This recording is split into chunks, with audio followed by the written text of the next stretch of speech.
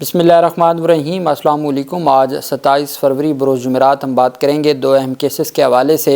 मरीम नवाज़ और पंजाब हुकूमत के ख़िलाफ़ आलिया हमज़ा जो पाकिस्तान तहरीक इंसाफ की जो कोऑर्डिनेटर हैं या ऑर्गेनाइज़र हैं, चीफ़ ऑर्गेनाइज़र हैं पंजाब की, उनकी जानिब से बड़ा इक़दाम उठाया गया है। बेसिकली एक सुओ मोटो केस था 5/2015, उसमें अदालत की जानिब से जो अहकामात जारी किए, ये 2018 का है, सुओ मोटो केस है 2018 का, सुओ मोटो केस नंबर 5/2018।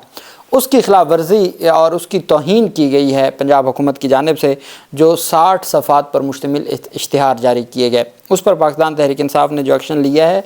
दूसरी तरफ जो इलेक्ट्रिक बसें चलाई गई हैं, उसमें मरीम नवाज़ और नवाज़ शरीफ की तस्वीर के ख़िलाफ़ लाहौर हाई कोर्ट में जो एक कार्रवाई शुरू की गई है, वो इंतहाई अहम है, उसके ऊपर हम बात करेंगे। और साथ में आपको बताऊंगा कि पाकिस्तान तहरीक इंसाफ के रहनुमाओं की जानिब से आज इमरान खान से मुलाकात के लिए पाकिस्तान तहरीक इंसाफ के रहनुमा पहुँचे, लेकिन मुलाकात न करवाई गई, जबकि चीफ़ जस्टिस ऑफ पाकिस्तान ने एक अहम इजलास बुला लिया है। और अब समझ आई है कि मंसूर अली शाह को एक हफ़्ते के लिए क्यों इजाज़त न मिल सकी इस अहम इजलास के लिए, उसके ऊपर भी हम बात करेंगे। अच्छा, एक बात मैं आपको बताता चलूँ, जैसा कि आज पाकिस्तान तहरीक इंसाफ अपोजिशन इत्तेहाद का एक अहम इवेंट था, कौमी कॉन्फ्रेंस थी, और उसमें हमने देखा कि जैसे पाकिस्तान तहरीक इंसाफ को कोई एहतजाज की या जलसे की या रैली की या कन्वेंशन की इजाज़त नहीं है, वही काम अपोजिशन इत्तेहाद के साथ किया गया। हालांकि वहाँ पे महमूद अचकज़ई था, वहाँ पे शाह खान अब्बासी था, वहाँ पे मुस्तफ़ा नवाज़ खोखर था, जमात इस्लामी थी, जमीयत उलमा इस्लाम फ़े थी, GDA था। लेकिन जो हुकूमती इक़दाम हैं, जब भी कोई भी हक सच की अपोजिशन करेगा, उसके ख़िलाफ़ ये कार्रवाई होगी।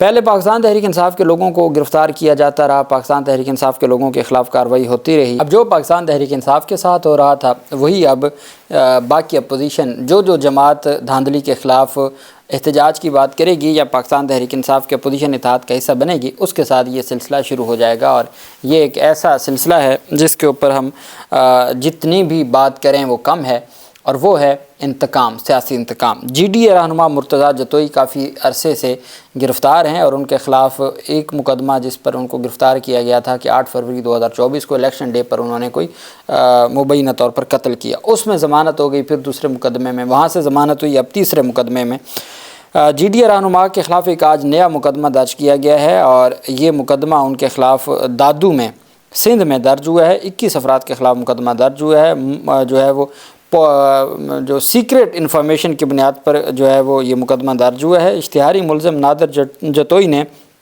मुर्तज़ा जतोई के अस्पताल और ग़ुलाम मुस्तफ़ा की जेल से हदायत पर मुसल्लह अफराद जमा किए।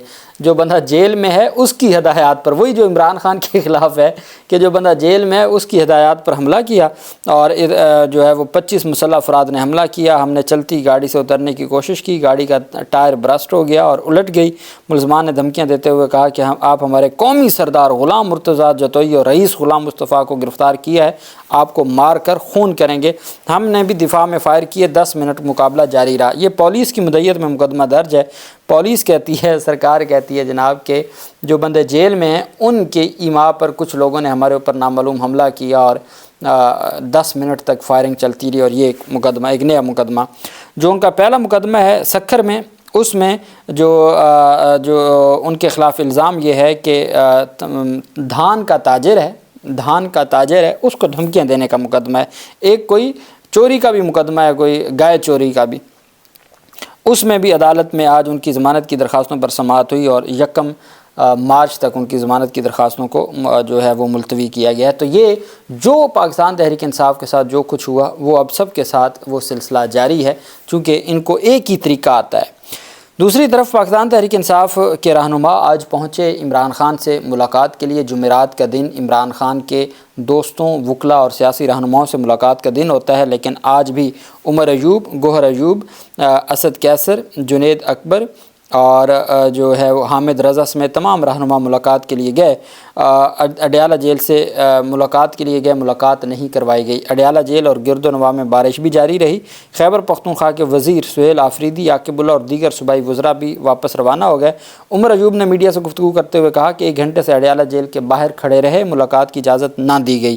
ہماری ملاقات عدالتی احکامات پر ہونی تھی۔ عمران خان نے مجھ سمیت 6 پارٹی رہنماؤں کے نام خود دیے تھے۔ انہوں نے کہا عمران خان آج ہمارے ساتھ ملنا چاہتے تھے، اڈیالہ جیل انتظامیہ نے ہمیں نہیں ملنے دیا۔ جنید اکبر، صاحبزادہ، حامد رضا، کنول شوذب، تیمور جھگڑا اور میں ملنے آئے تھے۔ بارش میں ہم کھڑے رہے، موسم بھی خراب ہے لیکن ملنے نہیں دیا۔ عمر ایوب نے کہا جیل ٹرائل کی سماعتوں کی بھی لمبی تاریخیں ڈالی جا رہی ہیں۔ اب وہ جو GHQ حملہ کیس کی سماعت 12 مارچ کے لیے ملتوی ہوئی تھی، آج توشہ خانہ 2 کیس کی سماعت بھی بغیر کارروائی کے جو جوڈیشل کمپلیکس میں سماعت ہوئی اور 11 مارچ کے لیے ملتوی ہوئی۔ جہاں ایک دن کی تاریخ نہیں دی جاتی تھی، وہاں اب ایک دم 2 ہفتوں کی تاریخیں دینا شروع ہو گئی ہے بغیر کارروائی۔ یہ دوسری تاریخیں ہیں جو کارروائی ہو رہی ہے۔ انہوں نے کہا ہماری چیف جسٹس سے ملاقات ہوئی تھی، ان کے سامنے ساری صورتحال رکھی تھی۔ ماتحت عدالتیں لمبی تاریخیں دے رہی ہیں۔ چیف جسٹس سے درخواست کی تھی کہ عمران خان کے بنیادی حقوق سلب کیے جا رہے ہیں۔ ہم نے چیف جسٹس آف پاکستان کے سامنے اپنے تمام اسیران کے مسائل رکھے تھے۔ عمر ایوب نے کہا کہ آج اپوزیشن نے آئین اور قانون کی حکمرانی کے بارے میں بات کی ہے۔ نون لیگ اور پیپلز پارٹی فارم 45 اور کمپرومائزڈ لوگ ہیں۔ اب یہ پہلے فارم 47 کی حکومت تھی، اب ان کے 47 سے زائد جو ہے وہ کابینہ ممبران ہو گئے۔ 27 تو آج حلف لے رہے ہیں، جس میں کئی وزراء ہیں، کئی وزراء مملکت ہیں اور کئی مشیر ہیں۔ تو وہ جو فارم 47 والی حکومت تھی، فارم 47 والی حکومت کے جو وزراء ہیں اور کابینہ ممبران ہیں وہ فارم 47 سے زائد ہو گئے ہیں۔ یہ ہمارے ملک کا نظام ہے۔ پچھلے ایک مہینے میں ابھی میں پڑھ رہا تھا، پتہ نہیں 16,000 کے قریب یا اس سے زائد لوگ پاکستان چھوڑ کے گئے ہیں، نوجوان روزگار کے لیے ایک مہینے میں۔ اور ہم نے ترقی کیا کی ہے، 27 نئے بندے بھرتی کر دیے ہیں اور کئیوں کے پاس تو وزارتیں کوئی نہیں ہیں۔ تو لوگ ترقی کرتے ہیں۔ ہمارا وزیر اعلیٰ اور وزیر دفاع سے مشیر بن گیا، مشیر برائے خالی امور پرویز خٹک۔ یہ ہمارے ملک کا نظام ہے۔ اچھا جی، وہیں پہ لاہور ہائی کورٹ میں شہری اشبہ کامران کی جانب سے وزیر اعلیٰ مریم نواز، میاں نواز شریف، اسپیکر قومی اسمبلی، چیف سیکرٹری سمیت دیگر کے خلاف توہین عدالت کی درخواست دائر کی گئی ہے۔ درخواست میں کہا گیا کہ الیکٹرک بسیں سرکاری خزانے سے خریدی گئیں۔ الیکٹرک بسوں پر مریم نواز، نواز شریف کے پوسٹر لگائے گئے۔ سپریم کورٹ نے سرکاری خزانے سے ذاتی تشہیر کو غیر آئینی قرار دیا تھا۔ سپریم کورٹ کے فیصلے کی خلاف ورزی پر توہین عدالت کی کارروائی کی جائے، ذاتی تشہیر کے لیے خرچ رقم کی تفصیلات طلب کی جائیں اور واپس لی جائیں۔ عدالت اسپیکر قومی اسمبلی کو نواز شریف کے خلاف کارروائی کا حکم دے اور چیف سیکرٹری کو تشہیری مواد کو ہٹانے کا بھی حکم دے۔ یہ ایک اہم درخواست ہے۔ یہ اشبہ کامران ایک وہ درخواست گزار ہیں جنہوں نے پہلے میرے خیال میں جو نادرا کے تھے DG، ان کو ہٹانے میں بھی جن کا کردار تھا، جن کی پٹیشن پہ ان کو ہٹایا گیا تھا اور پھر بعد میں انٹر کورٹ اپیل میں وہ بحال ہو گئے تھے۔ تو یہ ایک اہم درخواست ہے۔ اس میں جو چیف سیکرٹری ہیں زاہد، ان کو فریق بنایا گیا ہے، مریم نواز کو فریق بنایا گیا ہے، نواز شریف کو فریق بنایا گیا ہے، راجہ جو ہے وہ منصور احمد کو فریق بنایا گیا ہے، DG پبلک ریلیشن ہے کوئی، ایاز صادق کو فریق بنایا گیا اور الیکشن کمیشن آف پاکستان کو فریق بنایا گیا ہے۔ تو یہ ریٹ پٹیشن ہے اور جس میں کہا گیا ہے کہ misuse of the public funds of Punjab government for personal and political promotions by Mian Nawaz Sharif and the chief minister Punjab Maryam Nawaz Sharif. یہ اس کا انٹروڈکشن ہے۔ یہ درخواست دائر کی گئی ہے لاہور ہائی کورٹ میں۔ وہیں پہ پاکستان تحریک انصاف نے جو بڑا اقدام اٹھایا ہے وہ اصل چیز ہے جس کی بنیاد پہ یہ کارروائی کی گئی ہے۔ 26 فروری کو یہ بھیجا گیا اور میں نے آپ کو بتایا تھا کہ سب سے پہلا کام یہ ہوتا ہے کہ آج کل لاہور ہائی کورٹ کہتی ہے کہ آپ نے پہلے متعلقہ حکام کو اپلیکیشن دینی ہے اور پھر آپ نے ہمارے پاس آنا ہے۔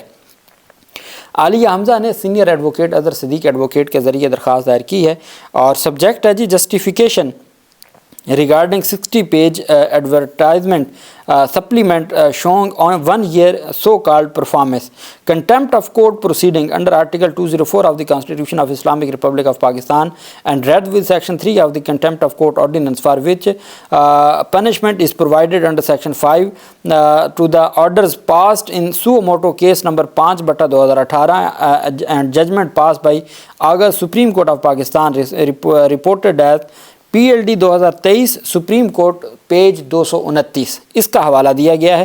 Application for provision of information under article 19A of the constitution of Islamic Republic of Pakistan read with the Punjab transparency and right to information act 2023، یہ اس میں جو ہے وہ استدعا ہے۔ عالیہ حمزہ چیف آرگنائزر پاکستان تحریک انصاف ہیں، ان کی جانب سے یہ درخواست دائر کی گئی ہے۔ یہ اس درخواست میں دو چیزیں مانگی گئی ہیں، ایک تو جو سو موٹو کیس ہے سپریم کورٹ آف پاکستان کا، اس کی خلاف ورزی کرنے پر مریم نواز اور باقی لوگوں کے خلاف کارروائی کی استدعا کی گئی ہے، اور دوسری طرف عدالت سے کہا گیا ہے کہ جی ہمیں یہ تمام انفارمیشن دیں، پوری انفارمیشن ہمیں دی جائے کہ یہ کتنے پیسے، چونکہ اب تک میڈیا کہہ رہا ہے کہ 100 ملین روپے خرچ کیے گئے ہیں، جس کے بارے میں جو سرکاری صحافی ہیں وہ کہتے ہیں کہ یہ بہت اچھا کیا ہے۔ نوکریاں ختم ہو رہی تھیں صحافیوں کی اور میڈیا لوگوں کی، اب میڈیا کو تنخواہیں پھر بھی نہیں ملنی بھلے یہ جتنا پیسہ لگا لیں۔ سیاستدانوں کی تشہیر سرکاری خزانے کا بے دریغ استعمال کے حوالے سے گورنر پنجاب، وزیر اعلیٰ پنجاب اور چیف سیکرٹری پنجاب کو قانونی مراسلے ارسال کر دیے ہیں۔ عالیہ حمزہ کی جانب سے مراسلہ کے متن کے مطابق سرکاری اشتہاروں کے لیے کتنا فنڈ خرچ ہوا، کیا صوبائی کابینہ سے منظوری لی گئی، سپریم کورٹ آف پاکستان کے 2 واضح احکامات کی خلاف ورزی پر توہین عدالت کی کارروائی کیوں نہ کی جائے، سپریم کورٹ کے مطابق سرکاری فنڈز سیاستدانوں کی تشہیر کے استعمال نہیں کیے جا سکتے، اشتہاروں پر خرچ ہونے والے فنڈز سے عوام کو کیا فائدہ ملا، عوام کو کیا سہولیات ملیں، کیا عوامی مسائل حل ہوئے، تمام تر تفصیلات مانگ لی گئی ہیں پاکستان تحریک انصاف کی جانب سے۔